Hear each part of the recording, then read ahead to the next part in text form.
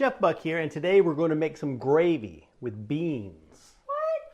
I like using white beans. You know, I'm using cannellini, but you can use Great Northern beans. I'm going to make it in a pot. Wow. Amazing. So I'm going to heat my pot up, and I'm going to throw me some oil. I'm going to use some canola oil, but use whatever kind you want. And basically we're just using the oil because we're going to saute up a little bit of veggies right here. Just a little bit of onion and garlic I'm going to saute up. I'm also going to throw in a little bit of this hot pepper later on, some chipotle. I've used this in a few recipes lately because it comes in a can and I got to use it all up. But you don't have to use that kind of hot pepper. Use any kind of heat you like, or don't use any heat. You know, it's entirely up to you. But you do want to use a lot of seasoning for this gravy. But let's go ahead and throw our onion in here. I think it's hot enough. Oh yeah. So I'm going to go ahead and give my onions a few minutes head start. So we'll be back here in 2 minutes. So my onions have been sauteing here for a couple of minutes. Now I'm going to go ahead and throw in some fresh chopped rosemary. And rosemary is fantastic in a gravy, especially in a bean gravy where you want a lot of flavor. And now I'm going to throw in some fennel seeds too, because Camera Girl loves fennel seeds and sausage. And so maybe this will kind of give the gravy a sort of sausage-y hue. About that much, Camera Girl? Oh, that sounds fantastic. That looks exciting. Seeds are great in recipes, so this will add some nice flavor. You got to add a lot of seasoning.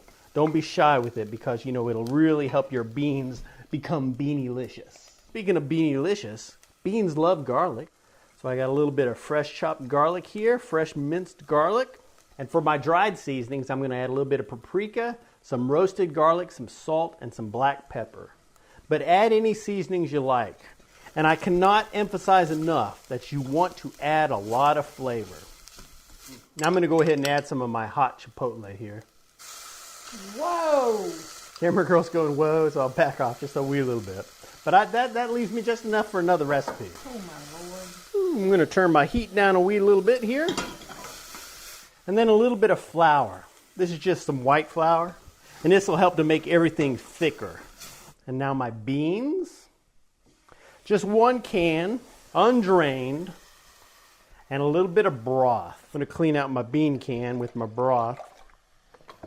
So about half a can? Give it a swishy swish. Yeah, I got about a half of the can in there. But you can really adjust the amount of liquid you're going to have in here because we're going to let this cook away for a little bit. So I'll leave the lid on for the first part, but then I'll take the lid off and then I'll kind of reduce the liquid or maybe add a little more liquid depending on how liquidy it is. Stir it around, get all these flavors mixed together, get that flour mixed in with everything. Now I'm going to go ahead and I'm going to raise my temperature a wee little bit. Then I'll throw the lid on here so it'll come up to a bubble. Alrighty, I'm starting to get a little bit of bubble action here. So I'm going to go ahead and reduce it so that I'll just have a simmer going. And then we're going to let it simmer away for about 10 minutes. You know, and that way all those flavors can come together. You know, I could just blend it up right now and have it as a gravy, but the longer I let it simmer, you know, the more of an impact it will have. It will become more impactful, like a bad tooth. What? So we'll let it simmer up for about 10 minutes and then we'll return to do some more stuff. Beep, beep, beep, beep. It has been just a hair over 10 minutes. You can see it's still pretty liquidy. So I'm not going to add any more broth to this quite right yet. But all those flavors, they should be coming together nicely now. And at this point, I'm going to go ahead and blend it up. So this is where you're going to want to utilize your handy dandy hand blender. Dun, dun, dun. Now, if you don't have one of these things, you can go ahead and put it in a actual blender and blend it up that way. But because this is so lethally hot, you're at risk of death. So one of these would be a safer option.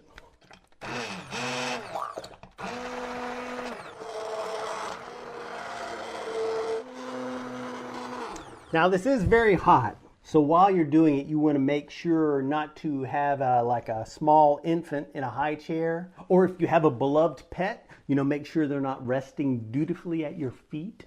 You know, some of the splash might scar them.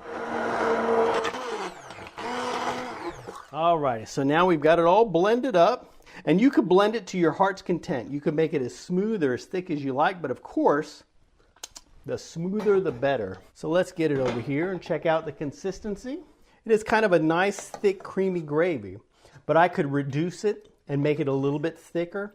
And if it cools down, or if you have any left over and you want to reuse it later, you know, you can always just add some more broth, or you can just add water to it to thin it out a little bit. But I think this is a good consistency right here, because I'm going to pour it over some biscuits. Oh, I haven't done a taste test yet. Oh my gosh, it's delicious. So I'm just going to ladle my gravy over my biscuit, and look how delicioso that is. Now, if this was morning time, we could put an egg on here and have us a nice little breakfast, but we already had eggs today. So I'm serving it up with a little bit of spinach. And now, you know, this bean gravy, it looks kind of beany bland. So if you've got some fresh herbs or some green onion, you know, that makes a nice color accent.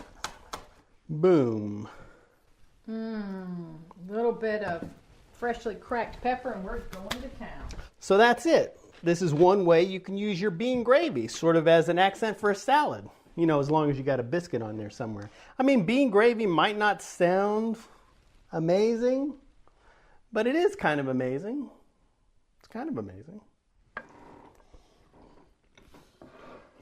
So as you can see, bean gravy is super easy to make. You just want to make sure and add enough flavor. Like I said, you can put it in any kind of food processor or blender that you want, but it's good to blend it up, you know, when it's hot. So having a hand blender will make it that much easier. Is it a healthy gravy? It kind of is. I put a little bit of flour in there, but flour, they're actually, scientists discovering that flour is actually one of the most powerful disease-fighting agents. Stop. Isn't it? Stop. Isn't that why cookies are so good for you? Yeah. I'll have the recipe over at myfoodchannel.com. You can go over there and check out all of our recipes. Check out our new podcast over on our travel channel. Support us at patreon.com/buckandcameragirl. We really appreciate everything you do, and we'll see you in the future. Bye-bye.